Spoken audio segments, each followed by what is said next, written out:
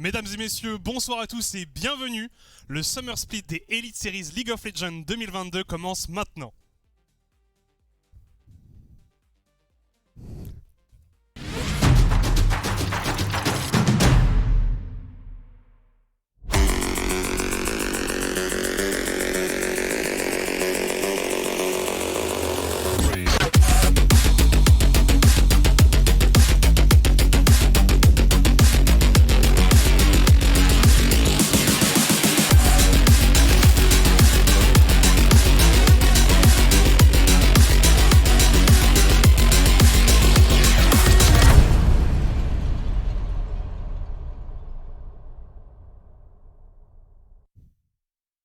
Nous sommes ravis de vous retrouver pour la suite de ce championnat. On a eu un Spring Split passionnant et le Summer s'annonce au moins à la hauteur. Qu'est-ce que ça fait plaisir d'être enfin de retour après un hiatus de plus ou moins 3 mois. On revient sur notre desk ensemble avec vous pour vous proposer, on l'espère, un spectacle exceptionnel. Ouais, clairement, il y a eu pas mal de changements. On va avoir l'occasion d'en parler tout au long de ce petit pré-show. Vous présentez les nouvelles équipes, vous présentez aussi les enjeux. Que s'est-il passé depuis le Spring Split? Mais avant tout, on vous encourage à nous rejoindre sur le hashtag ESLOL. Si jamais vous voulez parler de tout ce qui se passe autour de la Ligue, eh bien c'est l'occasion d'en discuter. C'est ça, venez voir quelques clips des belles actions qui se sont passées sur la journée. Venez suivre vos joueurs favoris tout simplement avec ce hashtag ESLOL sur Twitter. Et comme tu le disais, on a énormément de choses à se dire et pas énormément de temps parce que dans une demi-heure on sera déjà en game. Oui, dans une demi-heure on aura le premier match de la soirée, comme vous le voyez, MCon contre 7am, une très très belle affiche pour commencer cette journée. Mais avant de regarder un peu toutes les nouvelles équipes, on va revenir sur ce qui s'est passé durant le Spring Split, regarder un peu où en sont les équipes. On a eu un très très beau championnat comme on vous le disait, et voilà ce que ça avait donné. On avait donc eu des playoffs qui s'étaient disputés entre le KRC Genk, les MCon, EcoZulu et Iron Squad. Et le KRC Genk qui avait fini par l'emporter. Les MCon qui avaient tout de même réussi à remporter un BO5 contre cet effectif du KRC Genk, mais au final c'était, comme vous le voyez ici, le KRC Genk eSport qui avait remporté ce Spring Split 2022. C'était donc les deux équipes qui nous avaient représenté au EU Masters, qui s'étaient affrontés dans un duel féroce, mais disons qu'au cours des EU Masters, malheureusement, les play-in ne se sont pas très très bien passés et malheureusement, comme vous le voyez, ça ne s'est pas extrêmement bien passé. C'est vrai, c'était un peu court, mais quand tu arrives en play-in des EU Masters et que tu dois affronter Reckless, on peut pas trop leur en vouloir non plus. On espère que pour ce Summer Split, ça se passera mieux tout simplement. Oui, clairement, et puis c'est des équipes qui ont quand même de grandes ambitions. C'est ça. Ils veulent pas se contenter d'aller en play-in. Il y a quelques dingueries. J'ai très très hâte de présenter un petit peu ce qui va se passer ce soir, ce qui va se passer tout au long de ce Summer Split. On le rappelle, les deux premières équipes, les deux équipes qui finiront en première et deuxième place lors de ce Summer Split iront en play-in des EU Masters. Et les deux dernières, ou en tout cas les deux équipes qui auront le moins de points de championnat à la fin de ce Summer Split, iront en tournoi de relégation. Oui, puisqu'il y aura des up and down finalement, des équipes qui auront l'occasion de venir jouer en Elite Series en 2023 et d'autres qui nous quitteront peut-être. Donc même tout en bas du classement, il y a clairement des enjeux. On va d'ailleurs regarder où on est en termes de Championship Points. Ouais, ça c'est important. Parce que clairement, il y a deux équipes qui sont un peu derrière. Ce sont celles qui avaient terminé 7e et 8e du Spring. Et le KV Mechelen qui avait fait un split en 1-13 en remportant une seule game. C'était la première game du split. Et la Team 7, malheureusement, ça commençait à être bon à la fin du Spring Split, mais un peu court. On finit 7ème, on arrive tout de même à marquer 12 points, mais va falloir s'accrocher sur ce Summer Split si on ne veut pas se faire virer de la ligue tout simplement. Oui, non, clairement, il y a vraiment des enjeux très très importants, donc ça c'est aussi quelque chose qui rajoute de l'enjeu finalement, d'avoir aussi les équipes de bas de classement qui doivent se battre pour leur propre survie. Avant de regarder les nouveaux rosters, les nouvelles équipes, les nouvelles line-up, on avait envie de rendre un peu hommage à 4 joueurs, ouais, 4 joueurs qui nous ont quittés finalement, qui sont partis vers d'autres destinations. À savoir, on avait envie, il y en a plusieurs qui sont partis, mais on avait envie de rendre hommage tout particulièrement à 4 joueurs. C'était Numandiel, ancien KRC Genk, Scoud de chez MCon. On avait Velia, bien entendu, et Mirord. Vous les voyez ici, tous ces beaux joueurs. Ils sont tous un petit peu partis vers de nouveaux horizons. Scoud qui avait été assez exceptionnel, jungler du coup des MCon, qui vous avait sorti du Udyr et de la Shyvana et qui avait terminé deuxième du Spring Split avec sa team. Et alors, fun fact, on a Velia et Scoud qui sont tous les deux partis dans une équipe de Belgrade, mais pas la même. L'Étoile Rouge pour Scoud et le Partizan pour Velia. Donc, 2 équipes qui en plus, en termes de sport traditionnel en football, je crois que c'est 2 équipes très très très rivales. Donc c'est assez amusant de les voir tous les deux partir du côté des ligues des Balkans. Et puis on a vu aussi l'ami Numandiel, un joueur français qui lui est retourné en France et qui joue du côté du FC Nantes et du coup, Division 2. Ça veut dire aussi que Guerta se retrouve un petit peu tout seul, a perdu ses amis mousquetaires. Numandiel, qui était un joueur qu'on appréciait énormément, toujours un show exceptionnel, notamment à sa caméra lors des playoffs. Pour ceux qui l'ont pas vu, c'était vraiment très très drôle. Et comme tu le dis, parti au FC Nantes. Et alors, on voulait quand même mentionner Mirord qui n'a pas d'équipe, qui a probablement arrêté sa carrière professionnelle, ou en tout cas... Il a dit qu'il voulait prendre du temps. Sur son Twitter, il s'est exprimé. Il a dit que voilà, ça lui avait plu de faire un split compétitif, mais que voilà, il avait peut-être besoin de prendre un peu plus de temps pour son stream perso et puis aussi peut-être pour revenir plus fort. C'est ça, c'est un joueur qui m'a vraiment marqué. C'est un joueur, le meilleur Z qu'on ait jamais vu au niveau du Benelux. Il sortait un Graves et un Yon au mid qui était aussi exceptionnel. C'est un joueur qu'on appréciait beaucoup et je lui souhaite tout le bonheur du monde. Ouais, non, clairement, c'était un joueur qu'on avait apprécié. Évidemment, il y en a d'autres qui nous ont quittés, mais voilà, il fallait bien faire un petit choix. On va regarder un peu on va jeter un peu un coup d'œil au programme de la journée et même de la semaine, puisque on va aussi regarder les matchs qui se jouent mercredi. On vous le rappelle d'ailleurs, si vous voulez suivre le Summer Split cette année, il y aura des matchs donc tous les lundis et tous les mercredis. Et on aura donc ce lundi en match d'ouverture 7am contre MCon. On enchaînera avec Iron Squad contre les Lowland Lions. 3e match de la soirée, le KV Mechelen Esports contre le KRC Genk Esports également. Et puis on terminera la soirée avec The Agency. On vous en dira plus dans quelques instants. Contre les Sector 1 et puis le mercredi d'autres très beaux matchs. Oui, et puis le mercredi surtout le maudit match of the week avec le KRC Genk contre les MCon. On n'avait pas le choix, c'était les 2 équipes qui ont terminé première et deuxième lors du Spring Split. Bien entendu qu'on doit highlight ce match qui se passera aux alentours de 21h ce mercredi. Oui, c'est ça, ça sera le dernier match de la soirée. Chaque semaine, évidemment, nous mettrons un match en avant. Ce sera le Audi Match of the Week. Et cette semaine, et comme tu le disais, ça tombait un peu sous le sens de choisir celui-ci. Quand t'as encore rien vu de ce qui va se passer en Summer Split, tu dois te baser sur ce qui s'est passé au Split d'avant, pardon. Et fatalement, le KRC Genk et les MCon qui étaient les 2 équipes les mieux classées. Donc on va voir ce que ça va donner sur cette nouvelle saison. Et puis on va pouvoir jeter maintenant un petit coup d'œil aux différentes line-up, justement, pour vous révéler aussi les changements qu'il y a eu parmi notamment MCon et Genk. Mais je crois qu'on va commencer sans plus attendre par les Sector 1. Les Sector 1 qui ont eu énormément de mouvements, puisque comme vous le voyez, il ne reste aucun joueur du Spring. Aucun joueur du Spring. On le rappelle tout de même, les Sector 1, c'est une énorme institution au sein de l'e-sport, au niveau du Benelux et surtout au niveau de la Belgique, tout simplement.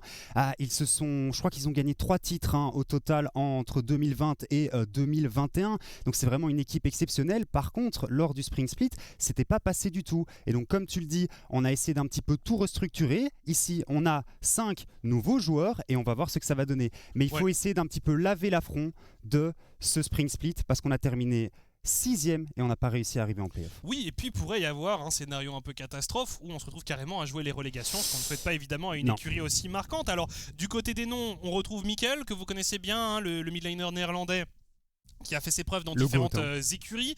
Auré qui revient chez Swan, qui avait joué chez Sector 1 l'année passée, qui avait fait un split chez Lowland Lions en Spring et qui revient. Ça lui avait bien réussi quand il avait joué Sector 1. Donc on lui souhaite beaucoup de réussite. Et alors pour les autres, on retrouve Zafir qui sera donc avec notre ami Auré en botlane. Zafir qui est un support grec qui a joué dans pas mal de temps dans la première division grecque. On retrouve également Eitrid en jungle qui est un joueur bulgare et qui a C'est lui ça. aussi pas mal joué en Et Grèce. Treat, pour moi, c'est un petit peu le point d'interrogation de cette line-up. Ça a l'air d'être un joueur très agressif. Zafir aussi, hein, ça a l'air d'être des joueurs très très agressifs. Donc je pense que Sector 1 va essayer de jouer l'early game. Et du côté, je vais le dire une seule fois, de Côte Pust Main, on va l'appeler le tank bulgare, le tank roumain, pardon. Le tank roumain, c'est son pseudo, c'est son surnom il s'est donné lui-même sur les réseaux sociaux. Qui est un joueur de tank exceptionnel. On va voir ce que ça va donner dans cette line-up des Sector 1. Ouais, c'est vraiment un collectif complètement nouveau. Donc il faut parfois un peu de temps pour que ça se mette en place, mais voilà, il y a des chouettes individualités et j'ai quand même hâte de les voir évoluer. Deuxième line-up qui a aussi beaucoup changé, ce sont les Lowland Lions, équipe qui a aussi changé du tout au tout, puisque, comme vous le voyez, ce ne sont que des nouveaux joueurs sous vos yeux. Alors on le rappelle, les Lowland Lions avaient essayé de créer une super team lors du Spring Split, avec notamment Mikkel et Auré qu'on vient de voir chez Sector 1, Zergoth également, qui est un top laner emblématique du Benelux. Ça n'avait pas du tout fonctionné, ils avaient terminé 5e, tout juste court pour les playoffs. Là, ici, on décide effectivement de donner leur chance à des rookies. C'est en fait l'effectif du Dodge Tour, l'équipe du Dodge Tour des Lowland Lions, qui est simplement promu au niveau des Elite Series. C'était les Northern Lions qui avaient donc gagné le Dodge Tour et qui se retrouvent un peu récompensés en étant mis en avant dans ce roster des Lowland Lions. La seule exception, c'est le top laner, donc Difference, un top laner syrien qui a pas mal joué du côté de la 2e division allemande et qui donc là sera un peu le seul élément nouveau. L'avantage qu'ils ont, c'est que même si sur le papier c'est pas forcément l'équipe la plus effrayante, ils ont quand même l'avantage de tous déjà se connaître et puis quand même, chose importante à dire, c'est une équipe qui comporte le plus de joueurs issus du Benelux. Donc voilà, petit coup de chapeau à cette équipe. C'est ça, et donc la synergie qui devrait les aider, en tout cas lors des premières semaines, quand les autres équipes essayent toujours de trouver leur marque. On va aller voir du côté maintenant du KV Mechelen, une autre équipe emblématique de la Belgique, qui avait terminé dernière lors du Spring Split. Comme on l'a dit, 1-13, c'est inadmissible. Pour une équipe de cette ampleur. C'est ça, pour une équipe qui avait été si dominante en Belgique ces dernières années, être en 1-13, ce n'est clairement pas satisfaisant. C'était une première victoire en semaine 1 et puis après ils ont fait 13 défaites d'affilée, donc clairement une saison à oublier. On conserve du coup Sliver et Bardo, la duo lane emblématique, qui entame du coup son 4e split d'affilée ensemble dans la même équipe, donc clairement on a de la régularité du côté de la bot lane. On retrouve Urban qui était chez les Lowland Lions comme tu l'avais dit et qui revient chez le KV Mechelen. Alors il n'avait pas fait un très bon split en spring avec les Lowland Lions, mais à l'époque où il jouait avec le KV Mechelen c'était plutôt pas mal. Et alors il y a un nom qu'on retrouve, et ça me fait très plaisir de le retrouver, c'est Toby.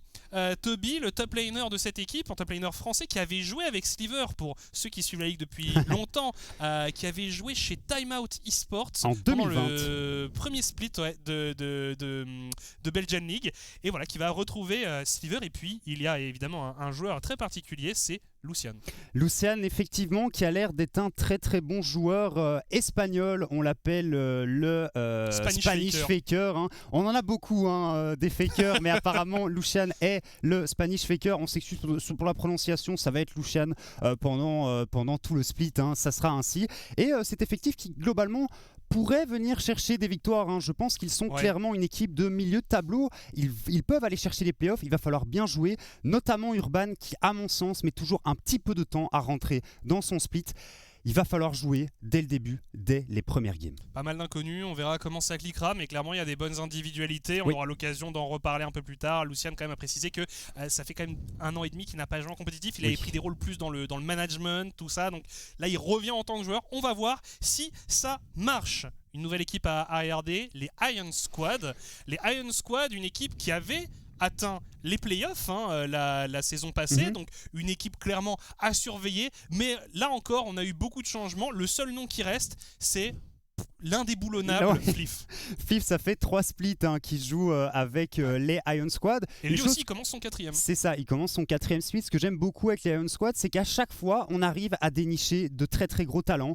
On pensera notamment à Maro Ouz et on pensera aussi à Velia du split passé. Et là ici, en mid lane, messieurs, dames, on vous présente William 4, le grand William 4. Ce mid laner, il a 16 ans. William 4, il est challenger 1000 LP. Oui, donc il a l'air plutôt chaud. Il a l'air très très chaud. Je pense qu'à mon avis, le mid laner des Iron Squad, ça va être la nouvelle surprise et le nouveau joueur qu'ils mettront en avant lors de ce Summer Split. Ça va clairement être un joueur à surveiller. Après, évidemment, il est jeune, donc on ne sait jamais comment il va s'intégrer. L'avantage qu'il a, c'est que son champion pool est quand même composé de c'est pas un one trick d'un champion obscur, hein. C'est quand même un gars qui a un champion pool plutôt. On en a. Hein. Ouais, on en a. Mais lui, pour le coup, il a un champion pool plutôt basé sur des champions qu'on peut sortir en compétition. C'est ça. Donc ça, c'est une bonne nouvelle. Du côté du jungler Gabouche, un jungler néerlandais qui était parti du côté du Royaume-Uni, hein, qui avait joué en 2ème division et qui revient maintenant du côté du Benelux. Joueur à surveiller parce qu'on entend quand même beaucoup de bien en off. X-Genesis, un top laner espagnol, pareil, qui s'est pas mal baladé dans la ligue espagnole. Et puis Crow, un support finlandais, qui lui aussi a baroudé en Europe. Il a joué en Ultraliga, il a joué en GLL, en Grèce aussi, en Division 2 de la NLC. Enfin, il a joué partout. Donc, il a quand même l'expérience de beaucoup de playstyles différents, l'expérience de beaucoup d'équipes différentes tout simplement, donc ça va être une équipe à surveiller. Évidemment, beaucoup de joueurs qui ne se connaissent pas forcément, donc on va voir forcément comment toutes ces synergies se mettent en place. Ça va peut-être mettre un peu de temps au début, mais voilà, ça peut aussi cliquer très vite. On aura l'occasion de les découvrir ce soir. 5ème équipe à découvrir, les tenants du titre, le KRC Genk. Le KRC Genk et certains noms qu'on ne présente plus, notamment au niveau de la top lane, à savoir ce très cher Roba. C'est la première fois que Roba, après avoir gagné un split, décide de rester dans la même équipe. On retrouvera aussi notre cher ami Gertas au niveau de la jungle, le maître Sejuani, hein, comme j'apprécie l'appeler. MVP du Spring. MVP du Spring, effectivement. Et puis Moops, fatalement, qui est resté. Hein. Moops, d'ailleurs, j'avais noté lors du Spring Speed, j'avais fait une petite note. Moops, probablement qu'il va être exceptionnel au niveau du shot call, au niveau de la connaissance de jeu. Il va apporter énormément au niveau de cette équipe. Mais est-ce qu'il sera toujours au niveau mécaniquement ? Mécaniquement, et on a eu notre réponse hein, lors du Spring Split, il a été exceptionnel, très certainement le meilleur support qu'on ait eu l'occasion de voir. En tout cas un des tout meilleurs, ça c'est sûr, un joueur qui est à la hauteur de son nom, de sa réputation, et il retrouve Tiger au poste d'AD-Carry français qui a vraiment beaucoup joué en LFL notamment, mais aussi du côté de la Prime League. Il a aussi fait un passage en Océanie. C'est un joueur très bon et qui a déjà joué avec Moobs, donc l'avantage quand même de joueurs qui se connaissent et qui là, je pense, arrive avec la très claire intention de gagner. Ils ont joué effectivement ensemble chez MCES en LFL et tu disais que c'était un joueur que tu avais un petit peu suivi et tu m'as dit c'est un joueur qui a pas beaucoup de chance. Il est toujours dans la bonne équipe au mauvais moment. Où les choses ne se mettent pas comme il faut, mais c'est un joueur qui a un talent dingue et j'ai envie de le voir performer parce que voilà, ça me ferait plaisir pour lui et il le mérite. Et puis le dernier joueur de ce roster, c'est Royal Canin, un joueur assez jeune, 19 ans, suédois, qui a aussi fait ses armes du côté de belles ligues en Europe comme l'Allemagne ou l'Angleterre. Un nouveau très gros mid laner, je pense que c'est une upgrade en termes de skill pur par rapport à Numandiel l'année passée. Par contre, tu perds un petit peu cette synergie qu'il y avait entre Gertas et Numandiel qui ont quand même disputé 3 splits ensemble. Donc on va voir comment ça va se passer du côté du KRC Genk, mais je pense que très clairement l'effectif s'est renforcé encore par rapport à ce Spring Split. Ouais. Je suis d'accord parce que c'est vrai que Monk, par exemple, l'ancien AD-Carry, il n'avait pas finalement tant brillé que ça durant le Spring. Donc là, Tiger, j'ai quand même hâte de voir ce que ça donne. Et alors, Royal Canin, c'est un très bon joueur. Numandiel aussi. C'est vrai qu'il y avait cette synergie avec Gertas. On va voir ce que ça donne avec Royal Canin du coup. Mais clairement une équipe qui va être là pour jouer les premières places. Ils sont là pour remporter un deuxième split. Ils sont là pour sortir enfin des play-in au EU Masters.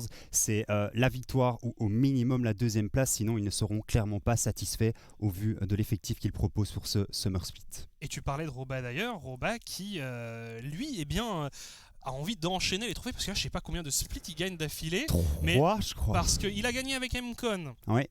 En 2021, il avait gagné avec le KV Mechelen aussi. Il a gagné avec Genk cette fois-ci. Et là, il a l'occasion. Ça serait peut-être son 4e titre d'affilée, donc il est redoutable. C'est le joueur le plus titré du Benelux. Je sais pas si c'est le plus titré, mais en tout cas c'est un des plus titrés. Le top laner le plus titré. Il y avait une histoire comme ça. Enfin, un des joueurs les plus titrés, comme tu le dis, c'est plus facile, on prend moins de risques comme ça. Mais Roba qu'on a eu l'occasion de rencontrer, qui est vraiment un gars exceptionnel et on lui souhaite le meilleur, bien entendu. On va passer à La nouvelle équipe, pas vraiment, La mais le nouveau nouvelle. nom, The Agency. Yep. The Agency, en fait, pour résumer, c'est le nouveau nom des Echo Zulu. C'est ça. Donc finalement, ce sont les héritiers de ceux qui avaient terminé 3e durant le Spring Split, une équipe qui avait été assez intéressante à suivre, qui avait montré de très belles choses et qui avait révélé de belles individualités. Par contre, là, on a fait un peu table rase de cette équipe. On a gardé uniquement Dragdar, l'AD-carry britannique. On reconstruit entièrement le roster autour de lui. Et on a dit, Dipsy a dit effectivement qu'il voulait jouer autour de Dragdar parce qu'il considérait que lors du Spring Split, on n'avait pas assez donné d'opportunité à Dragdar de briller.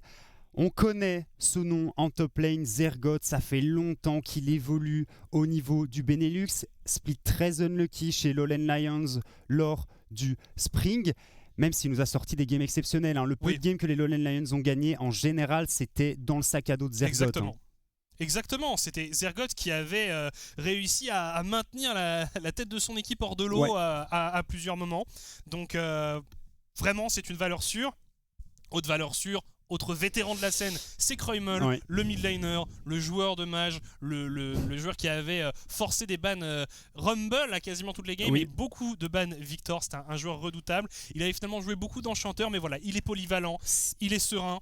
Il est stable. C'est une forteresse. On avait vu Numandiel en interview qui disait qu'il détestait jouer contre Kreumel parce que Kreumel en fait ne joue tout simplement pas la lane. Il va farmer 10 CS par minute et il va arriver en teamfight à 25-30 minutes de jeu avec 3 items et complètement détruire la game. On mentionne quand même Kiss, le jungler de cette équipe, qui est un ancien top laner qui a switché sur le rôle de jungle depuis 2022, fin 2021. Donc on va voir un peu ce que ça donne. Et puis du côté du support, c'est Rich Lee, le support allemand qui avait joué avec Dragdar chez Resolve en 2020, donc des joueurs qui se sont connus et qui vont avoir l'occasion de nouveau de jouer ensemble.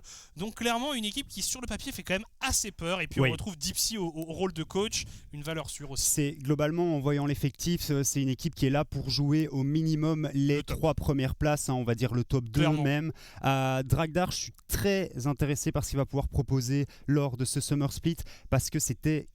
On peut discuter de ça, mais je pense que c'était clairement le meilleur ADC du Spring. En tout cas, il faisait partie des meilleurs sans aucun doute.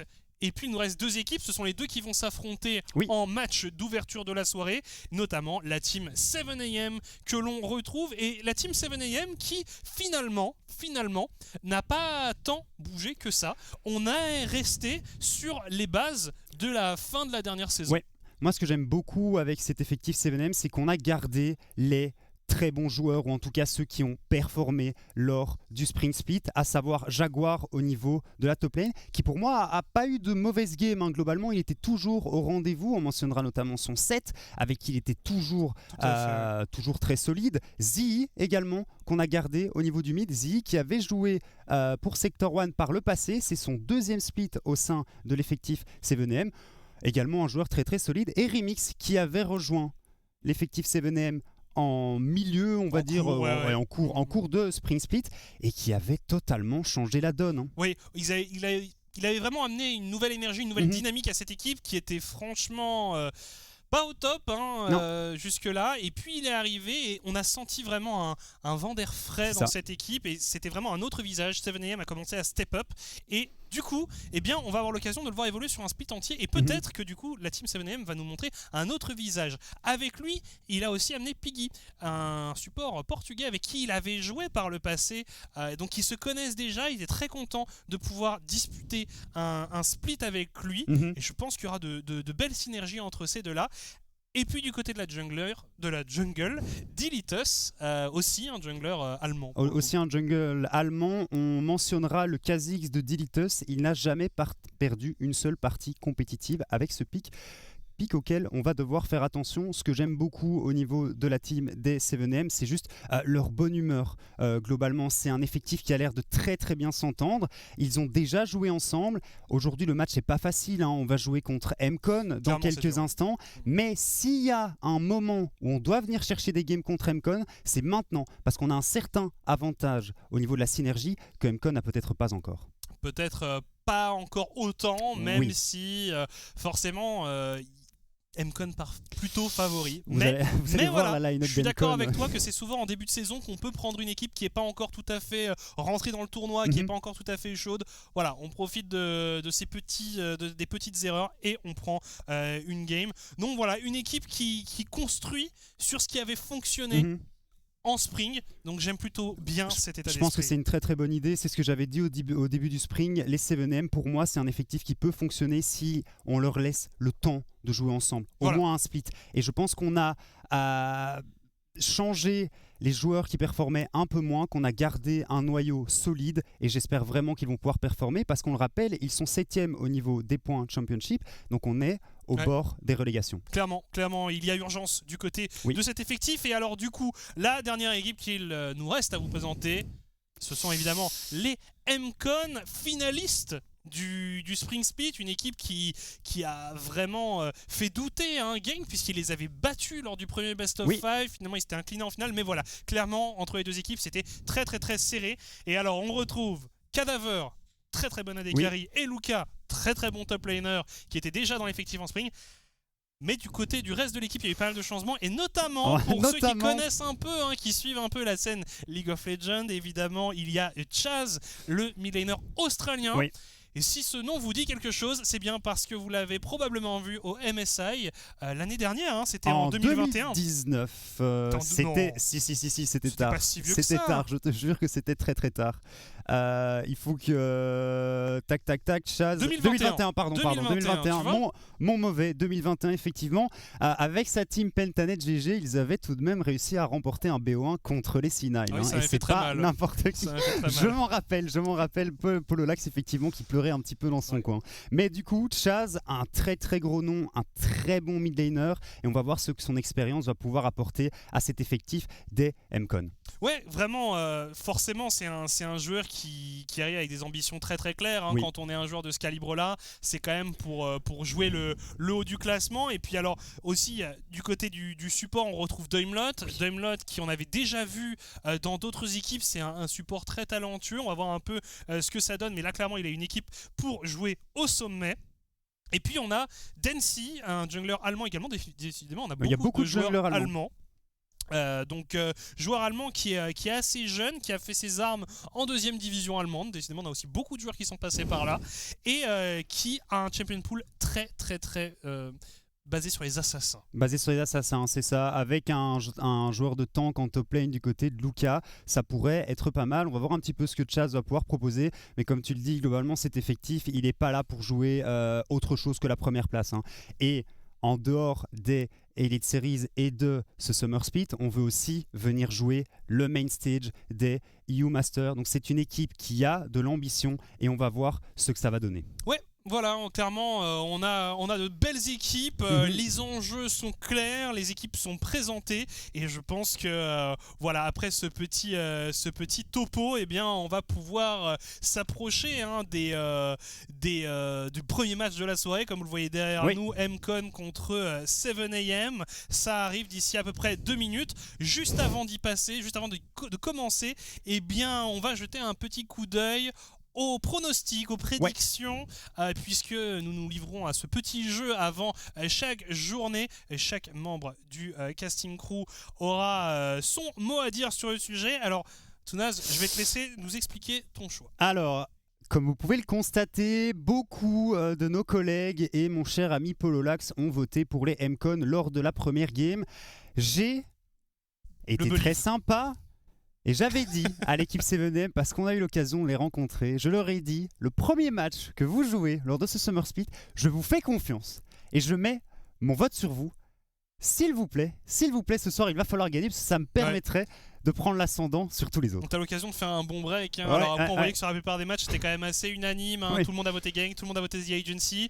Pour Mcon, on a tous voté pour Mcon, sauf toi qui as voté 7M. Par contre, sur le deuxième match de la soirée, ce sera donc Iron Squad contre les Lowland Lions. Et là, pour le coup, c'est beaucoup plus partagé, et on aura l'occasion de voir un peu tout ça. Non, je voulais simplement dire qu'on avait tous les deux voté pour Iron Squad parce qu'on fait confiance à l'effectif de Iron Squad, tout simplement. Moi je fais confiance à Flif. Tu fais confiance à Flif, effectivement, un de tes ADC préférés. C'est un effectif qu'on suit depuis un petit moment quand même, un effectif qu'on apprécie particulièrement.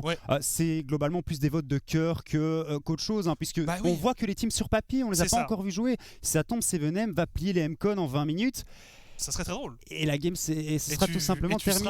Je vais pouvoir écrire un petit tweet bien sympathique juste après la partie. Enfin bref, on va rentrer en draft d'ici une quarantaine de secondes. On le rappelle, on joue sur le patch 12.10. Il y a très très peu de ligues qui sont déjà sur ce patch. C'est le patch qu'on appelle le patch de durabilité, où en gros on a augmenté le pool de points de vie de tous les champions, leur armure également par niveau, leur magic resist par niveau. On a baissé les heal entre 10 et puis on monte à 30% au niveau du late game.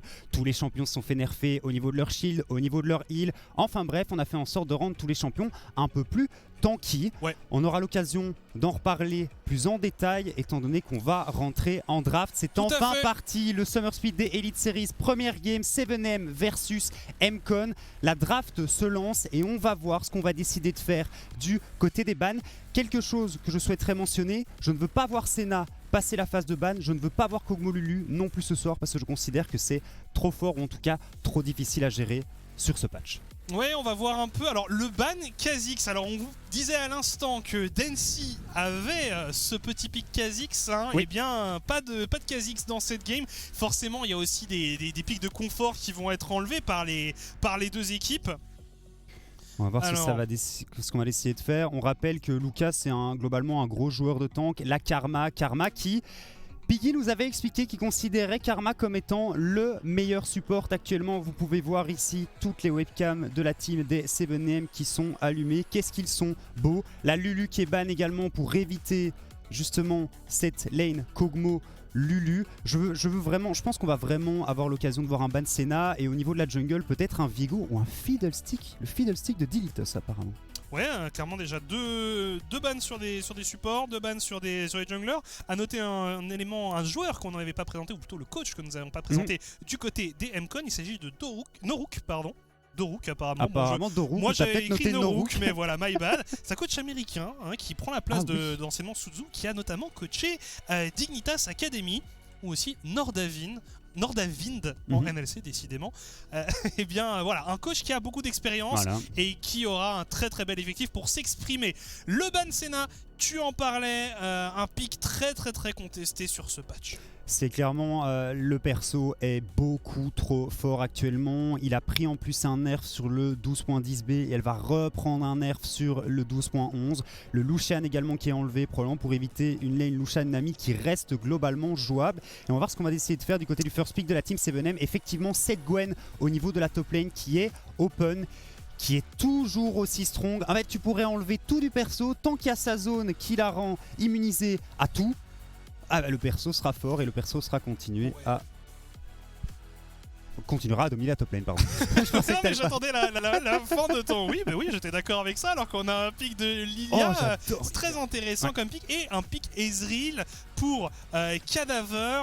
Ezreal qui est toujours aussi versatile et toujours aussi safe sur une lane. Ça fait partie des ADC qu'on peut tout à fait voir sur ce patch. Tu parlais de Gwen, en effet ça va être un des pics très contestés du côté de la top lane. On peut également s'attendre à voir du Gangplank, mais on verra si dans cette game, éventuellement, Luca a envie de s'y risquer, mais lui, on sait qu'il est plutôt à l'aise sur des sions. Pour l'instant, over sur la Kaysai, finalement, c'est lock. La Kaysai qui est effectivement lock, on pourrait la jouer aux côtés d'un Nautilus.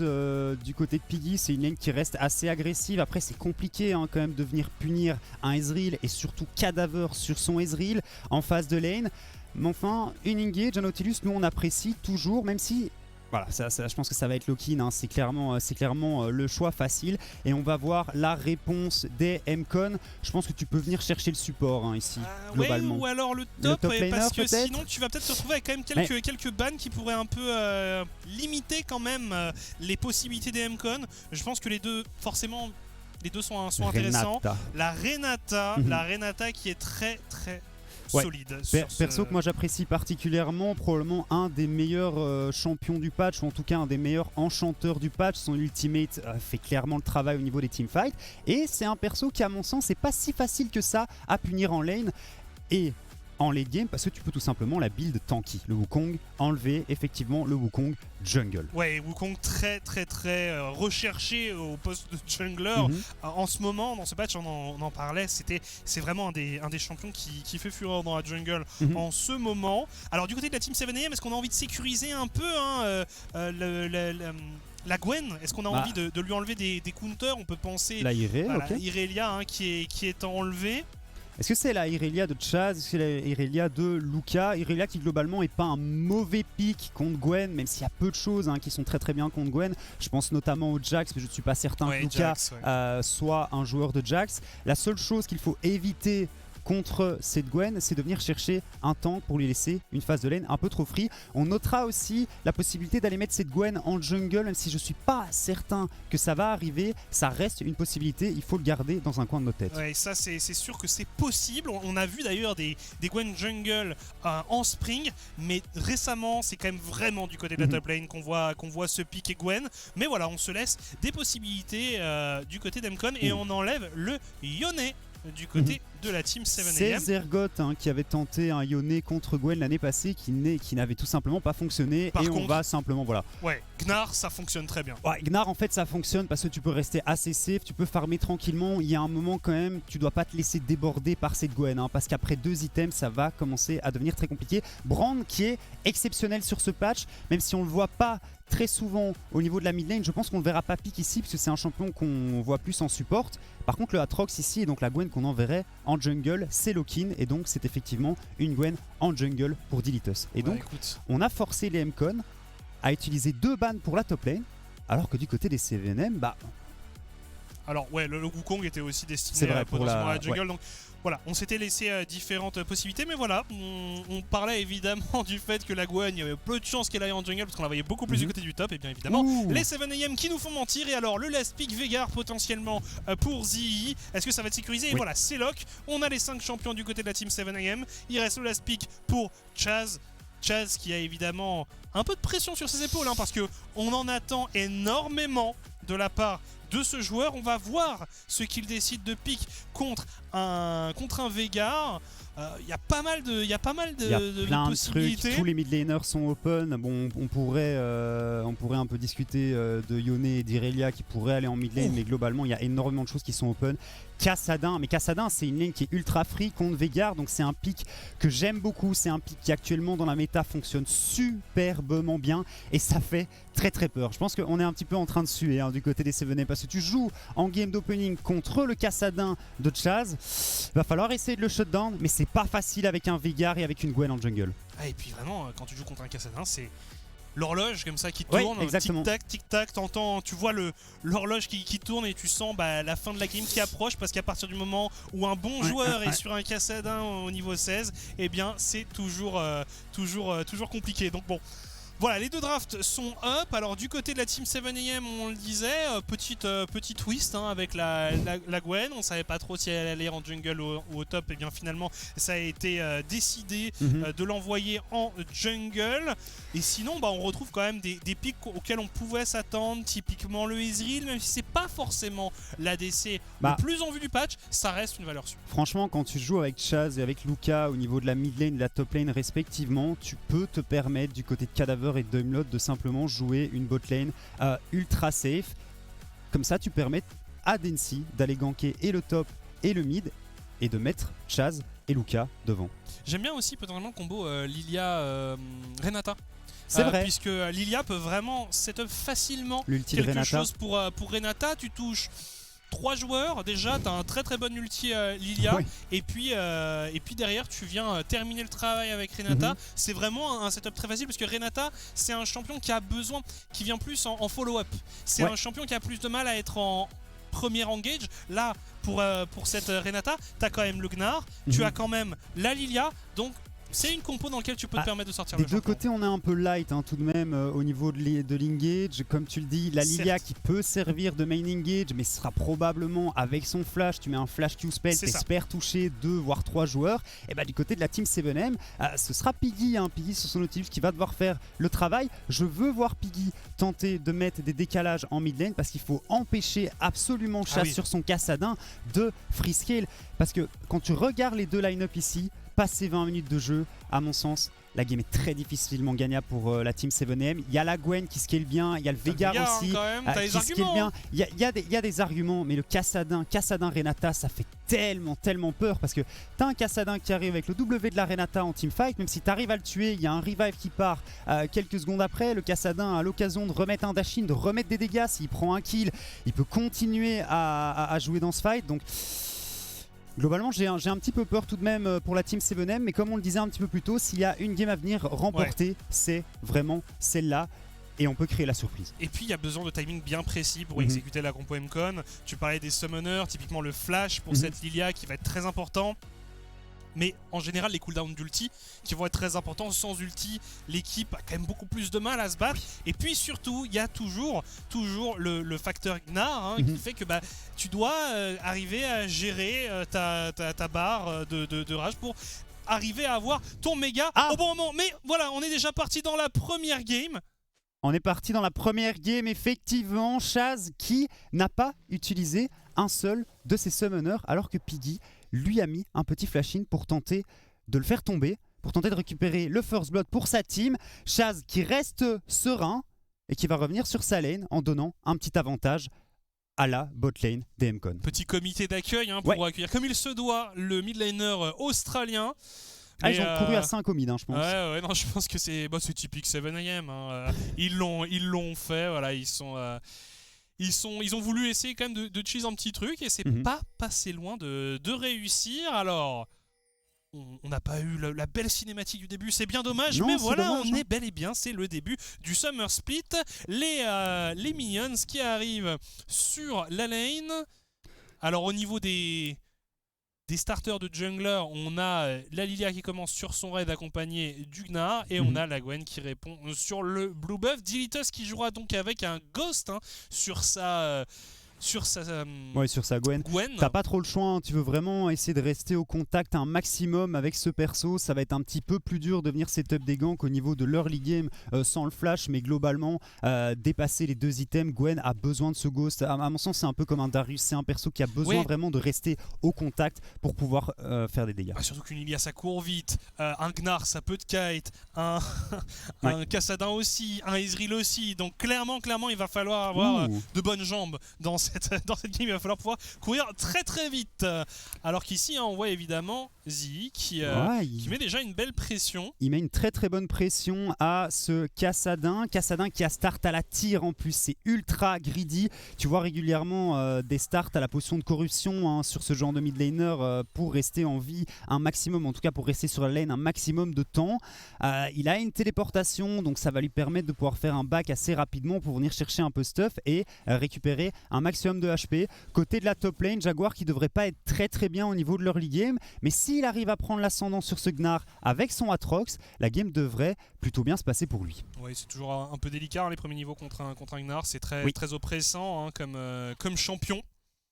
Et puis tu le disais, en teamfight, Gnar qui a clairement la capacité de venir retourner ses phases du côté des Drake et des Nashor un peu plus loin dans la partie, et Luka a un Gnar qui est exceptionnel. Je pense que c'est, en tout cas au niveau du Benelux, c'est le Gnar que j'ai vu le mieux utiliser sa barre de rage.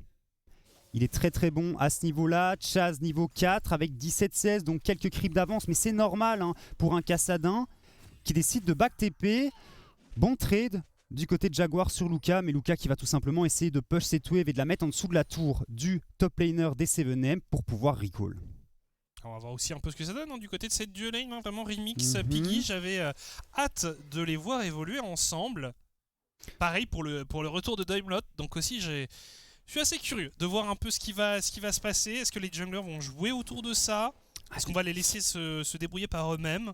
Le truc c'est du côté de Dancy, tu peux tenter de venir mettre un petit gank ici contre la botlane des 7AM parce qu'il n'y a plus de flash sur ce Nautilus, bien que Nautilus avec son encre sur un mur peut tout de même se replacer assez facilement.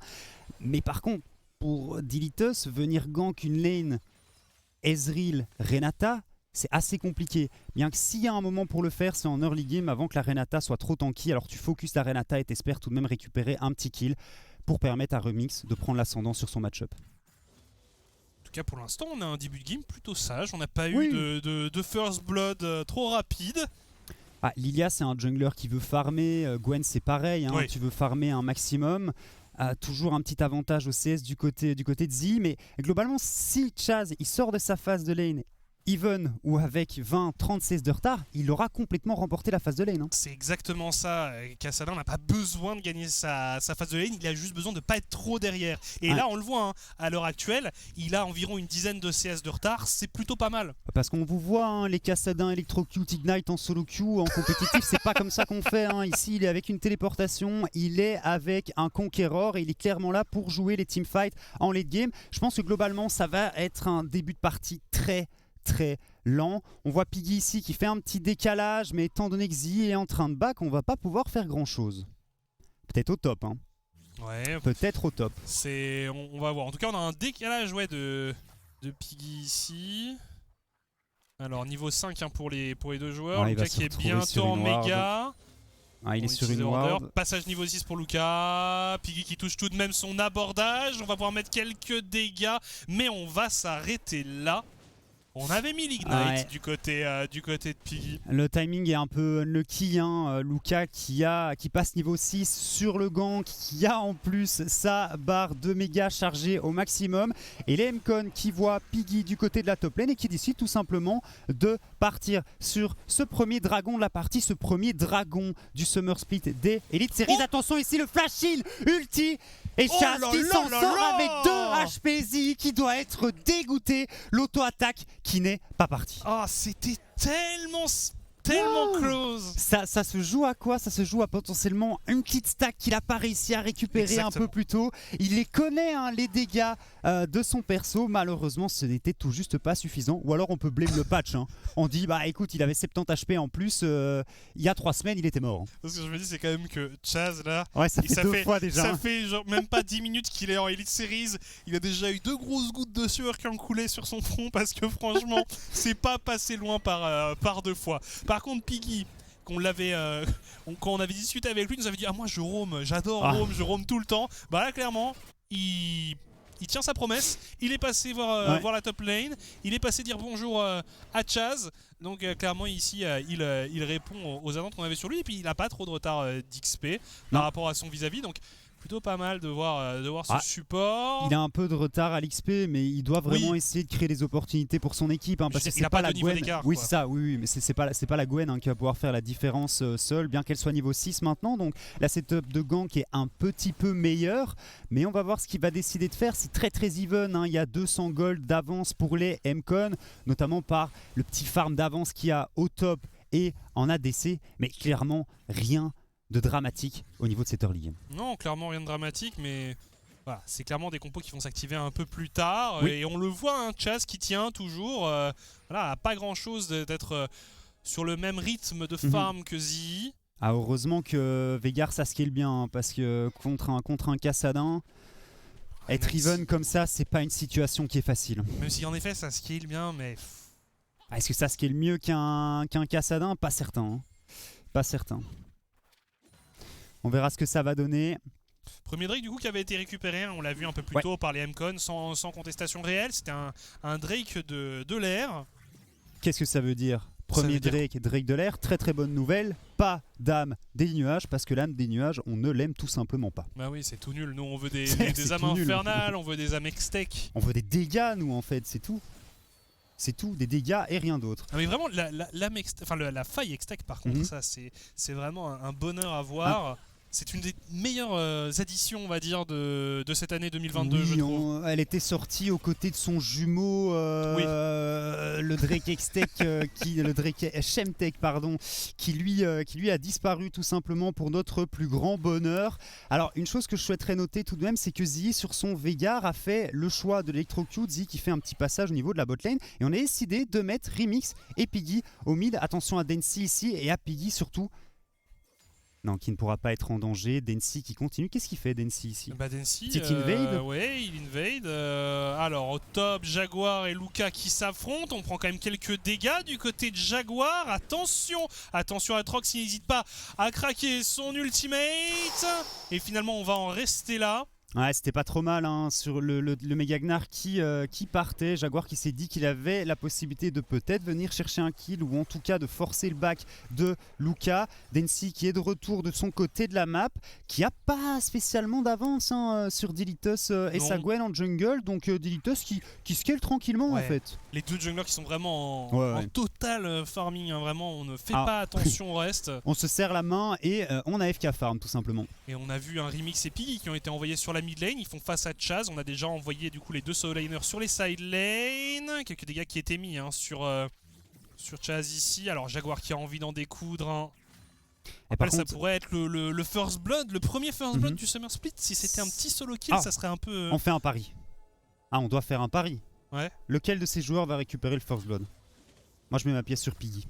Tu mets ta pièce sur Piggy? Écoute, moi j'aime vivre dangereusement. C'est audacieux. C'est un petit style à l'Ignite là, en fadeaway. Une idée? Moi je vois bien Zee. Zee avec un ulti Veigar. Il l'avait presque, hein. Il l'avait presque. Ça ne nous aurait. Attention. Alors peut-être que ce sera Luca ici parce que Jaguar est dans la panade.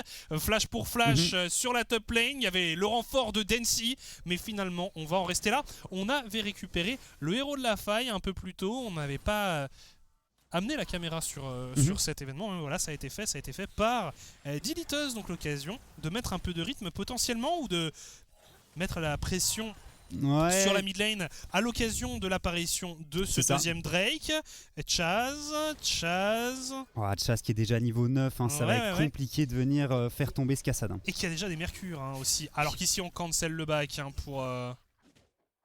pour Jaguar, mais ça sera juste pour ennuyer son vis-à-vis. Alors cette fois-ci, ce sont les 7am qui sont les premiers sur ce dragon X-Tech. Alors, quelle âme aura-t-on? Ce sera une âme de la montagne pour cette première game. Âme de la montagne qui a été nerfée ou en tout cas ajustée. Hein. Après ce patch qui a augmenté la tankiness de tout le monde, on ne pouvait pas non plus laisser ce dragon dans l'état dans lequel il était avant de buffer la tankiness de tout le monde. Ça aurait été un petit peu idiot. Donc on y a pensé du côté de Riot. Et vraiment cette game qui est très très lente, un Drake partout, mais clairement les 7M, avantage 7M puisque le Drake X-Tech rajoute quand même beaucoup plus de stats que le Drake des nuages. Et 12 minutes de jeu et toujours pas de kill, c'est complètement fou dingue, hein, pour notre... On est en Elite Series les gars. Normalement ici, ça se bat. Ici il y avait eu... Ouh là là là là, c'est Remix qui est dans une situation assez délicate. Remix qui flash out, Remix utilise tous ses summoners pour tenter de s'en tirer. Le barrage Terebrand Cadaver qui ne touchera pas. Alors qu'on essaye de mettre la pression sur la mid lane. Il y a 3 joueurs des 7am.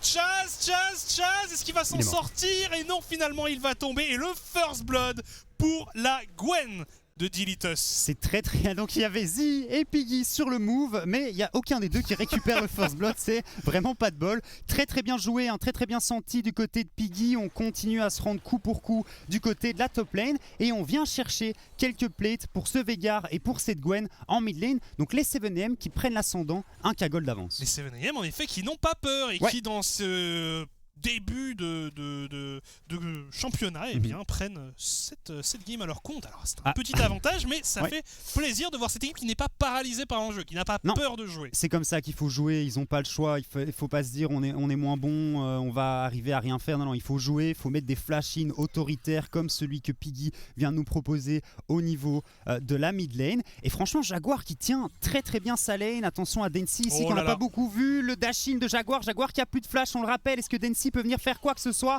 Et non, Jaguar qui encore une fois arrive à s'échapper. Ouais, il a pas hésité à utiliser son ultimate pour pouvoir s'en tirer. Et puis voilà, même le dive 1 à Atrox, c'est quand même une entreprise très très très risquée. Par contre ici, il va avoir le renfort de Piggy justement. Piggy qui est vraiment partout, hein, Piggy, qui fait un travail bien meilleur que Daimlot. En fait, c'est parce qu'ils n'ont pas vraiment le même type de champion. Alors, on a TP du côté du bot pour Z pour venir défendre cette tour. C'était Chaz qui était en train d'essayer de récupérer des plaques sur l'édifice. Et donc, il y a un héros de la faille qui va spawn dans pas longtemps et Chaz aura sa TP pour venir rejoindre son équipe alors que Zi vient de l'utiliser pour pouvoir récupérer un maximum de farm. Ce Veigar qui est pas trop mal, faudrait peut-être faire un petit point stack. Hein. Au moment où on aura l'occasion de le faire, faut y penser tout simplement lorsqu'on verra ce Veigar sur notre écran. Après, est-ce qu'on a vraiment envie de se battre pour un deuxième héros de la faille? On le rappelle toujours, ouais. le deuxième héros de la faille, il a souvent moins de valeur. Après, par contre, on a quelque chose qui se prépare du côté de la top lane, puisqu'encore une fois, 3 joueurs des 7am sont présents. Piggy n'a pas été vu. L'engage sur Luka qui tente de fuir et Luka qui va tomber. Dilitos qui prend un deuxième kill. Dilitos qui met un très bon rythme dans cette partie. Et là, je vois mon cher ami Tsunaz qui est en train de se dire: est-ce que je ne suis pas le dieu des chronos, juste bien meilleur que les autres? Non, par contre, blague à part, cette Gwen et Dilitos sur sa Gwen qui peut devenir totalement incontrôlable. Hein. On le voit ici, il a 1500 gold d'avance hein, sur son vis-à-vis au niveau de la jungle. Il continue à power farm et parce que Piggy, à mon sens, est vraiment très très bon sur ce début de partie, eh ben, cette Gwen arrive à se feed.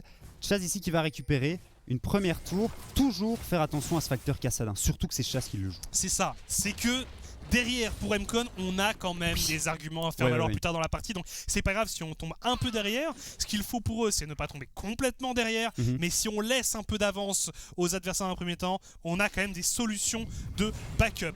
Alors, en parlant de retard, on mentionnera tout de même le farm des deux ADC, Remix qui est près de 30 CS derrière, hein, c'est beaucoup. Après, compréhensible parce que Piggy a énormément roam et a laissé Remix régulièrement seul sur sa lane. Et heureusement, ce ne sont pas des roams en vain. Oui. On l'a vu, il a réussi à apporter un avantage concret hein, sur les endroits où il est intervenu, puisque les 2 kills de Dilitos ont été clairement set-up par Piggy via des interventions de ce support. Ouais, il est très très bon et c'est un gars qui était vraiment très humble, super chouette et qui avait... tu sens qu'il sait ce qu'il fait hein, au niveau du support et j'aime beaucoup la façon dont il est en train de jouer actuellement. On se regroupe du côté de la mid lane, côté 7M, potentiellement pour aider Remix à push. J'avoue que je comprends pas trop ce move. Il y a un dragon qui arrive et Zi qui décide de partir du côté de la top lane. Sa TP qui sera up d'ici quelques secondes. Mais les Mcon qui décident de ne pas contester Dragon. Non, clairement, on envoie juste Dilitos et Remix sur cet objectif. Alors, Zi qui tente de placer ses contrôles sur Chaz, mais c'est un Kassadin, c'est une anguille. Alors ici, on va peut-être tenter un dive. J'ai d'utiliser la stopwatch pour le Kassadin, c'est pas très propre tout ça, mais est-ce que ça va suffire? Non, ça ne suffit pas, ce n'est pas propre du tout, et finalement Chaz qui va peut-être tomber, Chaz qui est tombé, c'est Piggy qui a pris le kill sur le mid laner adverse. C'est un désastre du côté des Dilitos qui va peut-être se régaler ici avec un 3e kill. Les 7am qui commencent ce split sur les chapeaux de roue. Qu'est-ce que Mcon vient de faire ici? Exécution 0, hein. C'est un 0 pointé. Le dive, il était vraiment pas bon. Hein. Quand tu vois, il faut le dire, hein, on va le revoir ici, c'était vraiment pas bon. Mais après, Zi qui joue vraiment bien le coup, Chaz qui prend l'aggro, qui perd malheureusement un petit peu trop de HP. Et là, Zi et sa cage qui se protègent très bien. Et à nouveau, Piggy, le sauveur, qui vient finir ce Kassadin. C'est dommage hein, ici, côté Zi. On n'arrive pas à récupérer le kill sur Densi et Dilitos, comme tu le dis, qui vient servir. Hein. On active le Ghost, Remix qui prend même une petite assist. Ça, vraiment. C'était caviar cette action pour les 7am. Ah ouais, et on a pu chercher le héros de la faille, le 2e héros de la faille qui permettrait potentiellement, on n'en a même pas besoin hein, pour venir chercher la tour au bid, mais qui permettrait aux 7am de faire un trou et de vraiment accélérer dans cette partie. Parce que pour le moment, on n'a que 2 K-Gold d'avance. On le rappelle, il y a toujours ce facteur Kassadin dans la game. Mais si on tombe trop derrière, Chaz il va pas pouvoir faire la différence. D'ailleurs c'est un Kassadin Liandry. C'est un Kassadin Liandry en effet, c'est ce que je voyais à l'instant. Et non, c'est pas un peu surprenant de voir Mcon jouer comme ça. Alors on le rappelle, hein, c'est un effectif où il y a beaucoup de joueurs qui apprennent à jouer ensemble, hein, qui apprennent à se connaître. Mais bon, ce sont quand même aussi des joueurs qui ont un certain niveau et dont on attend peut-être un peu plus de propreté en tout cas sur ce genre de game. Zii qui fait un travail tout à fait décent. Mais vraiment, on le disait, Piggy, il est partout. Il est partout, il a 100% de kill participation pour l'instant dans cette partie. C'est ça, 100% de KP sur son Nautilus. Il devait step up dans cette game. C'est la main engage, c'est le seul qui pouvait vraiment set up des gangs parce qu'il n'y a pas énormément de CC sur ces lanes des 7M et la Gwen ne peut pas vraiment en apporter. Donc pour le moment, les 7M qui nous font une très très bonne game, il faut juste continuer à accélérer. 3K gold d'avance, toujours un héros de la faille. On voit Dilitus qui se déplace vers la bot lane, très certainement pour venir chercher cette T1. Et enfin, terminer le rideau de T1. Après ça, va commencer à falloir invade un petit peu la jungle des MCon, venir chercher de la vision et faire en sorte que Densi et les MCon ne puissent pas récupérer de camp de jungle. Dilitus qui vient de subtiliser le Gromp sous le nez de Luca. On a également récupéré un édifice du côté de Jaguar, un blue buff pour Dilitus. Pas mal de gold récupéré ici. On le voit, il y a un avantage au gold non négligeable pour la team 7AM. Je suis très agréablement surpris pour l'instant par leur niveau de jeu parce que c'est très proactif. Ce ne sont pas uniquement des erreurs MCon qui les ont amenés là où ils sont. Il y a vraiment des prises de décision. Parce que on peut discuter du fait que le dive en top lane était pas exceptionnel du côté des MCon, mais Piggy était à nouveau au rendez-vous. Donc ok, c'est une erreur des MCon, mais les 7M réagissent très très bien et arrivent à punir ce genre de dérapage de l'effectif en red side. Après, on n'a pas encore vu un teamfight à 5 contre 5 et là les choses peuvent être différentes. Après il y a aussi moyen qu'il n'y ait jamais de teamfight en 5 contre 5 dans cette partie. Et en parlant de teamfight en 5 contre 5, on n'a pas vu beaucoup Luca, on n'a pas vu beaucoup Cadaver qui sont en train de farmer tranquillement. Luca qui a quand même 30 CS de retard sur son Gnar et Jaguar sur son Aatrox qui est très très bien dans sa game. Faut faire gaffe à Cadaver qui a quand même 230 CS à 21 minutes de jeu. Mais ça reste un Ezreal, donc il va pouvoir apporter pas mal de poke, mais je sais pas s'il va vraiment pouvoir faire la différence au niveau des phases de teamfight. Jaguar qui met quand même 2 niveaux d'écart à son vis-à-vis. Et Chaz qui essaie de faire une petite décale ici du côté de la bot lane. Intelligemment, il est reparti ici le Aatrox parce qu'il y avait du renfort qui arrivait. La téléportation de Zii pour venir en aide à son équipe. On a Jaguar qui est toujours chassé par 2 joueurs des MCon. On commence à se regrouper parce qu'il y a un dragon qui arrive bientôt. Le héros de la faille qui est lâché sur la mid lane.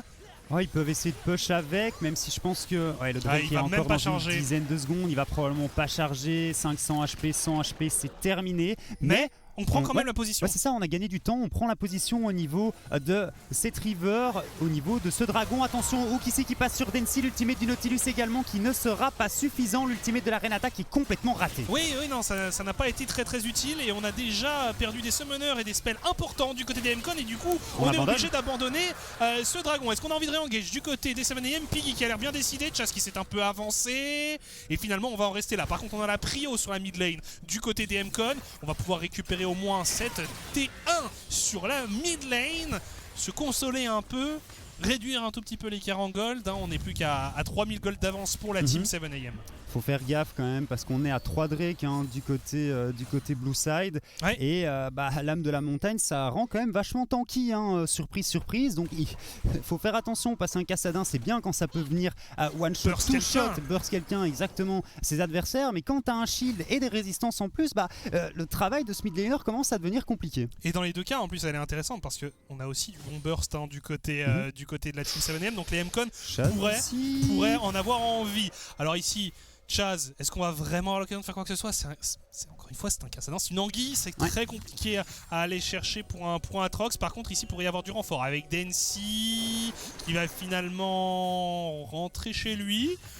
Ou est-ce qu'il va tenter de venir aider le Cassadin? Chaz qui part en chasse. Oui, en fait. Dès la première game, on a déjà trouvé un jeu de mots habile avec ce mid laner. Ok, c'est bon. Je sais pas s'il la faisait en Australie celle-là, mais en tout cas, on se l'approprie. On se l'approprie. Et Jaguar, sincèrement, qui joue si intelligemment, à chaque fois qu'il sent un petit peu de danger, il active l'ultimate et il part en courant à fond de balle pour essayer de se réfugier sous sa tour. Et il a raison de le faire, parce que franchement, pour l'instant, il n'a pas l'occasion de l'utiliser dans les teamfights ou quoi que ce soit. Lui, au moins, ça lui permet de revenir sain et sauf, de ne pas donner de ressources à ses adversaires. Donc, C'est très bien. Surtout en plus, le cooldown de l'ulti Atrox n'est vraiment pas très long. Ouais, il y a des choses. Regarde, il a déjà récupéré la moitié. C'est ça, il y a des choses au niveau des stuffs. Je me pose quelques questions, notamment Cadaver sur son Ezreal qui décide de partir plutôt Essence River, alors que on voit globalement plus de Trinité actuellement, hein, même si c'est pas très tanky du côté des 7M. Donc là, Duskblade fait sens. Et du côté de Dancy et de cette Lilia, un créateur de failles. Oui, alors. Ça, clairement, je suis pas un expert Lilia, hein, mais je vois quand même plus régulièrement le Liandry sur ce champion. Ouais. Non, clairement, bon, après pour le Atrox, pour le coup, on est sur quelque chose d'assez classique. Le Gnar avec Trinité, c'est quelque chose qui se voit également. Hein. Quoique, Dancy sur sa Lilia qui a l'air de partir sur un build plutôt axé off-tank. Et donc il pourrait effectivement tenter de faire le moustique dans les phases de teamfight. On voit que Chaz sur son Cassadin commence à faire un peu peur. Hein. C'est ça, il est niveau 14 d'air de rien. Alors Jaguar, encore une fois, utilise Ultimate, encore une fois, devrait pouvoir s'en tirer. Mais voilà, c'était là-dessus que j'avais envie d'attirer l'attention. Chaz qui est niveau 14, plus que 2 niveaux avant que la bête soit lâchée. Clairement, c'est quelque chose qui commence à faire peur du côté d'Mcon. Et là, on voit aussi du côté de cette équipe. Pour Mcon, on a réussi à stopper un peu l'hémorragie, on a réussi à ralentir un peu le rythme de la game. Clairement, j'attends de voir, mais on n'a toujours pas eu un seul teamfight. On est à 25 minutes de jeu, toujours pas de teamfight. Les Carogol qui bougent effectivement pas depuis 5 bonnes minutes. Les Mcon qui arrivent même à récupérer un petit peu du retard, c'est ça qu'ils avaient. Et alors on parle de ce niveau 16 du côté du Cassadin. Ouais, donc ok. On parle du niveau 16 de ce Cassadin. Ça va pas être si facile que ça non plus pour lui dans les teamfights. Il peut pas y aller en courant tout droit et en rentrant par la porte d'entrée dans cette composition des 7M, parce qu'il y a un Nautilus qui peut le lock et derrière il y a un burst exceptionnel avec cette Kai'Sa, avec ce Veigar. Il y a un Zhonya du côté de Chaz, il va falloir être intelligent, essayer de trouver des flancs. Et comme tu me le faisais remarquer, Cadaver a décidé de partir sur une griffe du rôdeur plutôt que la Duskblade que j'avais mentionné plus tôt. C'est globalement le build qui fait le plus de dégâts sur Ezreal, puisque la Prowler's Claw, la griffe du rôdeur, est l'item qui donne le plus de Penné Armor en flat. Alors on le voit, voilà. Le graphe de gold très nettement à l'avantage de 7M depuis le début de cette partie. Alors, j'aime bien parce que là il n'y a que 3 minutes, mais t'as l'impression ça fait méga peur, t'as l'impression qu'il y a 20 cagoles d'avance. C'est exactement ça. Mais voilà, au moins on voit clairement la tendance et ça se stabilise depuis quelques temps. On aurait envie de mettre un peu de rythme potentiellement. Alors Zi qui a réussi à tuer son stun sur Chaz. Chaz qui a pris un petit mid-life sur son Cassadin. Alors l'avantage aussi pour les 7AM d'avoir récupéré ces 3 dragons, c'est que désormais ils ne jouent pas sous la pression de l'âme. Ils peuvent se permettre de laisser passer un dragon et de faire autre chose sur la map. Évidemment, il ne faut pas le laisser passer gratuitement, mais voilà, on pourrait en profiter pour bien décider de... je pense qu'on va pas le laisser. Je suis pas certain, mais je pense que Jaguar il est là pour. Ouais, il y a une téléportation. Les 5 joueurs des 7M qui sont présents, qui sont massés sur cette mid lane. Du côté de Chaz, évidemment, on essaye potentiellement de se placer pour un flank, pour aller burst quelqu'un. Et alors, on le disait, c'est l'occasion de récupérer là, mais ça va peut-être être le premier vrai 5v5, l'ulti de la Renata qui touche quand même pas mal de monde. On a réussi à speed un peu le fight du côté des Mcon. Pour l'instant, ça se passe bien pour cette équipe. Dancy face à Remix. Jaguar qui prend le kill sur Daimlot. On fait un très très gros travail du côté de Jaguar. Il y a déjà 2 joueurs Mcon qui sont tombés. On veut continuer sur Chaz. Manque d'Ilitas, mais énormément de dégâts. Remix qui prend le kill sur Chaz. On a 3 morts du côté d'Mcon. Mais cette game elle est gratuite. Attention tout de même à ce Ezreal qui fait des dégâts assez colossaux en backline. Mais l'âme du dragon de la montagne qui est récupérée gratuitement pour les 7M. Il y a un Baron Nashor qui est up. On est en 2v4 du côté des Mcon. Et on a juste perdu Piggy. Piggy et son Nautilus. Ce Baron Nashor va être récupéré par les 7M. Et maintenant, sur ces 3 prochaines minutes, il faut tout simplement clôturer la game. Mais on n'a pas la solution du côté des Mcon. L'ulti de Daimlot sur sa Renata, il est pas mauvais. Mais t'as une Gwen qui se rend tout simplement immune. T'es trop en danger du côté de la Renata. Et ils peuvent dérouler. Jaguar a fait un teamfight exceptionnel. Zi, il continue à mettre ses dégâts avec son Veigar. Et Piggy qui impérial sur cette partie. On va pouvoir revoir ce fight justement et réadmirer la prestation de Jaguar. Regarde la Gwen ici. Ultimate de Renata. Remix qui s'en va pour éviter de mettre des dégâts à ses coéquipiers. La Gwen qui est immunisée. Daimlot qui se retrouve au corps à corps de cette Gwen. Je sais pas ce que Daimlot fait ici. Et Jaguar qui lui déroule avec son Atrox, avec son ultimate. Il récupère un Densi sur sa Lilia qui vient tout simplement se mettre en dessous de son Q-spell, qui se fait marteler par ce Atrox. Chaz qui est totalement mort, hein, qui n'a pas réussi à mettre de dégâts dans ce teamfight. Et heureusement, Caliber qui vient récupérer un kill ici en mettant un petit dash-in et un Q-spell qui touche. Et tu sais qu'au début du fight, j'avais vraiment l'impression que ça allait beaucoup mieux se passer que ça pour les M-Con, hein, puisqu'il y avait eu cette ulti de la Renata. Et finalement, clairement, une très bonne opération pour les 7AM qui font un break, hein, ici avec 6000 gold d'avance, avec un Baron Nashor qui est actif. On a également Jaguar en side lane qui peut amener une wave sur la T2 bot. Et le truc, c'est qu'il n'y a pas vraiment de hard engage, hein, du côté des M-Con. Il faut essayer de trouver un bon ulti Lilia, mais Densi qui arrive clairement pas à faire grand chose. Attention à Luka qui prend beaucoup de dégâts. On décide de dash in du côté de Remix. Et le kill est récupéré par cet AD Carry. La T2 au mid qui va tomber. La T2 en botlane qui devrait tomber également. On arrive aux portes de cette base en red side. Et les 7 il faut continuer, il faut vraiment pas décélérer. Continuer à récupérer des ressources. C'est un beau temps fort ici du côté de la team 7AM qui met énormément de rythme, qui prend énormément de choses sur cette map. On l'a vu, un édifice sur la mid lane, un sur la bot lane. Désormais, on part à l'assaut des T3. Jaguar, attention, Jaguar. Ah, je pense qu'il est mort ici, le bon père Jaguar, l'ultimate qui est parti tout de même. Il régène bien de même. Attention à Jaguar, on n'a pas de flash, on a un flash mais on est probablement mort. Mais entre temps on récupère un inhibiteur en mid-lane, il est tellement tanky, tellement loin à faire tomber. La Gwen qui arrive dans ce fight et qui va probablement pouvoir récupérer ce kill sur Chaz. Densi, beaucoup trop rapide, on va le laisser partir. Mais au final, 2 joueurs sont morts. Chaz qui est très certainement la plus grosse menace des M-Con, qui sera là dans 45 secondes. Et une T2 au top, qui est la nouvelle cible des 7AM. Et on a aussi récupéré un inhibiteur, hein, parce que pendant ce temps-là, Jaguar, certes, il est tombé, mais en plus de ça, avec tout le temps qu'il a gagné, eh bien, il a permis à son équipe de... En gagnant du temps, il a permis à son équipe de récupérer cet inhibiteur. Il a presque récupéré un kill en 1v2 tout de même, hein, ce Atrox qui est si fed, et en plus intelligemment on n'utilise pas le flash pour pouvoir le conserver pour le prochain teamfight qui risque d'être très très clutch. 2 minutes 50, Elder Drake. Il nous reste, on n'a plus en fait 10 secondes de Baron Powerplay, mais ce ne sera pas suffisant pour pouvoir refaire un nouveau push. On a pris l'inhibiteur en mid lane, prochain objectif Elder Drake, et il faut tout simplement remporter ce prochain teamfight. Tu te rends compte qu'on est quand même dans une situation où 7AM... Et ils sont en train de détruire M-Con. Hein. Mais quasiment 8000 gold d'avance au M-Con.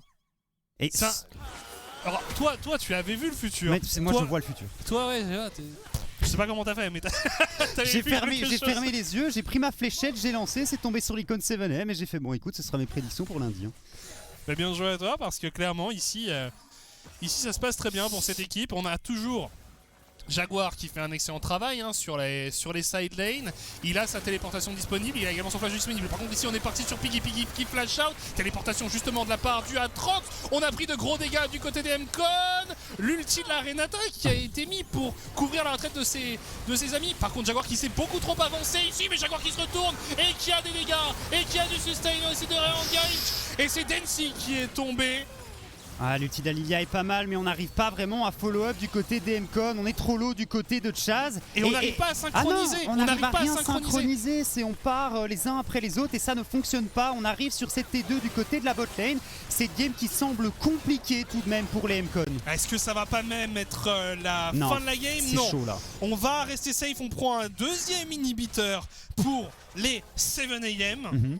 Un Elder Drake qui arrive dans 1 minute, on a totalement le contrôle dans cette jungle du côté topside. On va pouvoir mettre un reset, venir chercher le contrôle au niveau de cette river, au niveau de cet objectif. Et là, pour les M-Con, si on perd le prochain teamfight, la game elle est tout simplement terminée. Et les 7AM jouent une game clean. Oui. Ça joue clean, hein. Ils ont mieux joué en early game, ils jouent mieux sur les phases de teamfight, ils jouent mieux au niveau du contrôle des objectifs. Il n'y a rien à dire, il n'y a rien à faire. Les 7AM sont la meilleure équipe aujourd'hui et dans cette game. Contre M-Con. Ah oui, non, mais très très très clairement, ils me surprennent. C'est la meilleure équipe de la ligue. Hein. Bon, peut-être, au final, peut-être qu'au terme de cette journée, quand on fera le bilan, on se dira 7AM est l'équipe qui a le mieux joué. Et pour l'instant, en tout cas, ils n'ont laissé que 2 kills. Hein. Ouais. Ils n'ont laissé que 2 kills. Vraiment, cette game, ils la maîtrisent sur le bout des doigts. Ouais. Donc, Ils maîtrisent ça de bout en bout, comme tu le dis. Il y a 7K maintenant. Je pense que du côté des MCon, on se dit qu'il n'y a pas vraiment 35 000 solutions. Il y a encore ce Cassadin qui est niveau 16 maintenant, mais qui a vraiment du mal à trouver des opportunités. Alors, le trap peut-être. Et c'est une chose faite ici puisque Chaz est tombé. On a complètement pulvérisé le mid laner australien. Et maintenant, on va pouvoir s'attaquer à l'Elder Drake qui ne va même pas être contesté par les joueurs MCon. C'est ce qu'on avait dit, il y a tellement de burst du côté des Les gars, la game faut défendre. Ouais, la game est probablement terminée. Il y a un Nashor qui spawn dans 10 secondes. Mais bon, si tu fais le Nashor, en fait, ta base tombe. Donc, je sais pas si c'est un choix qui est très très judicieux. Parce que d'accord, tu vas prendre le Baron Nashor, tu vas back, tu vas arriver contre une team 7M qui a un Elder Drake. Ça TP du côté d'Emcon. On a le Gnar, mais là oh là là, il y a un gros souci de communication ici du côté d'Emcon. Luka qui est envoyé un peu seul à l'abattoir et Luka qui va tomber, mais qu'est-ce qui se passe du côté d'Emcon? On prend des décisions qui sont quand même très discutables. On a quand même pris le Baron Nashor, mais c'est inutile, c'est terminé. La team 7AM va s'imposer contre les Emcon à la surprise générale. Moi je ne suis pas surpris, c'est ce à quoi je m'attendais. Par contre, franchement, je m'attendais pas à ce que ce soit aussi clean. Les 7M ont juste détruit les MCon, j'ai vraiment pas d'autres mots. C'était chirurgical, c'est une leçon que viennent d'infliger les 7M à ces MCon. Et pour les MCon, ça me fait un peu peur, parce que tu avais l'impression qu'au niveau de la communication, il y avait rien qui allait. Zéro. GG les gars, très franchement, ils sont si contents et ça fait vraiment plaisir. C'est une équipe, c'est des joueurs qui sont méritants. On le rappelle tout de même, faut pas commencer à crier, c'est le feu déjà du côté des MCon. C'est un BO1, c'est la première game. Il faut un petit peu le temps pour cet effectif de se mettre tout simplement en jambes et de commencer. Il faut qu'ils fassent quelques games avant de pouvoir trouver un petit peu leur marque. Là aujourd'hui ça ne passe pas, les 7M qui sont meilleurs, mais les MCon, j'ai peur que ça parte un petit peu en mental boom, tu vois. Comme tu le dis, ce n'est que la première game, ça ne sert à rien de tirer des conclusions hâtives, mais c'est sûr qu'il n'y a pas grand chose à... Il n'y a pas beaucoup de positifs à en tirer de cette partie. On les a jamais vus vraiment fight en 5v5 parce qu'à chaque fois il y en avait un qui se faisait catch avant. On les a jamais vraiment vus être proactifs parce qu'à chaque fois c'était les 7AM qui étaient à l'initiation. Donc il n'y a pas grand chose à en tirer. Et là c'est vraiment ce genre de game, je pense, pour le coach, c'est les gars, il y a beaucoup de travail, mais il n'y a pas un point précis. C'est l'ensemble de la partie qu'il faut revoir. On a clairement tenté un move du côté topside qui n'est pas passé, et après c'était les 7M dans le siège conducteur et les MCon qui savaient juste pas où se mettre, quoi. Chaz qui s'est fait catch régulièrement, Jaguar qui a très très bien joué pour esquiver tous les ganks. Enfin bref, une victoire des 7M qui ont été meilleurs. Et c'est surtout ça la chose importante à retenir dans cette victoire des 7AM, c'est qu'ils ont gagné avec la manière. Ils ont gagné en prenant des initiatives. Ils n'ont pas capitalisé sur les erreurs de l'adversaire. Ils n'ont pas juste attendu. Ils ont été proactifs et ils ont été récompensés. Bref, première game, première surprise. On va faire une courte pause et on vous retrouve juste après pour les Lowland Lions contre les Iron Squad. A tout de suite.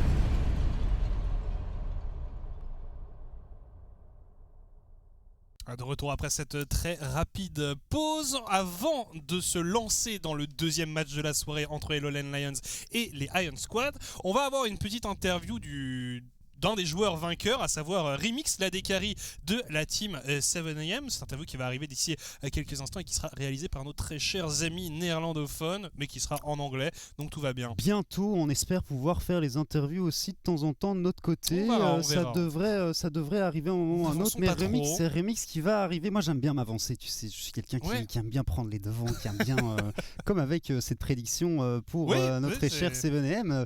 Vois-tu, mercredi, tout le monde va voter pour 7am, 7am va perdre et moi je vais jubiler dans mon coin. c'est pas impossible, il faudra que je re-regarde quelles équipes jouent contre qui, mais clairement on verra. On vous laisse avec cette interview de Remix. You don't play Jhin, but you won the game. What happened, man?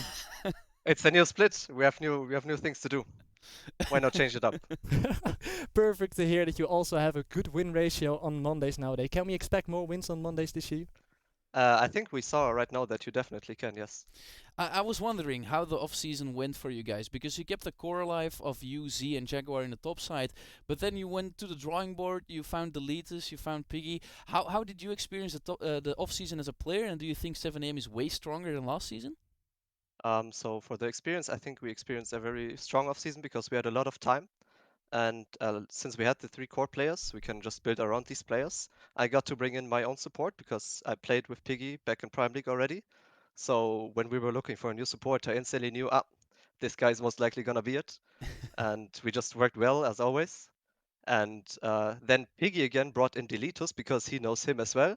And just everything connected into each other, and it was really easy the off-season to be honest. That's perfect to hear that, especially very early on, you already found your core, your 5 people that are obviously playing great today as well. And you also showed us a sign with that sub-gap. How much trust do you have in Piggy this split? And it definitely seems like you two already have some good synergy. What makes you so strong together? I think it's just Piggy, to be honest. Ever since I played with him back in 2019 or 20, I think, my mind is blown away by this guy. He's so smart, he's so creative, and he's so vocal. He just takes on like every role in the team and just makes sure everyone does what he has to do. And yeah, you saw it on the sign, right? It's support gap. This guy is absolutely insane. You have to give yourself some credit as well. You played a very good game. And my last question is for 7am, this split, what are your expectations this split compared to the last one? Our expectation is definitely to make playoffs. And then we go see what comes after. We don't plan ahead too much. We go step by step, and the first step is going to be playoffs. Now, the first step you already set today with your victory against MCon, and for one game, for this very moment, you are #1 in the Elite Series. So enjoy that moment for long as it lasts, and I hope to see you for way more interviews in the future, Remix. Have a very good evening. Thank you. You too, guys. Merci à Tom Sonic et à Dino pour cette petite interview très sympathique de Remix, qui en bref expliquait que l'off-season s'était bien passé pour eux, que finalement ils avaient reconstruit, comme on le disait, autour de ce noyau Z, Jaguar et lui, que Remix a amené Piggy dans l'équipe, qui lui-même a amené Deletus, et que tout ça se passait très très bien. Au final, ils sont très contents, ils sont très heureux et ils sont très chauds pour la suite de la saison. On refait une très rapide pause et on se retrouve dans quelques instants pour le deuxième match de la soirée. À tout de suite.